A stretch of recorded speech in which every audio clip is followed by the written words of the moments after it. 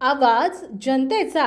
रिसोड तालुक्यातील भरजहागीर येथील जिल्हा परिषद केंद्रीय शाळा 6 डिसेंबर रोजी सकाळी 11:30 वाजता महामानव डॉक्टर बाबासाहेब आंबेडकर यांच्या प्रतिमेचे आणि दीपप्रज्वलन करून पूजन आणि अभिवादन आणि मानवंदना देण्यात आली। कार्यक्रमाचे अध्यक्ष सुनील पांडे, कार्यक्रमाचे प्रास्ताविक मुख्याध्यापिका सौ कौशल्या इंगोले तर वर्ग 7वीचा विद्यार्थी अंकित जाधव या विद्यार्थ्यांना महापरिनिर्वाण दिनानिमित्त डॉक्टर बाबासाहेब आंबेडकर यांच्या कार्यावर प्रकाश टाकला। शिक्षिका उषा हाडे यांनी सुंदर कविता सादर केली। उपस्थित शिक्षक शिक्षिका यांच्या हस्ते डॉक्टर बाबासाहेब आंबेडकर यांच्या प्रतिमेला पुष्पहार अर्पण करून पूजन करण्यात आले। या प्रसंगी डॉक्टर बाबासाहेब आंबेडकर यांच्या जीवन चरित्रावर प्रकाश टाकला। तसेच उपस्थित मान्यवरांनी समयोचित भाषणे केली।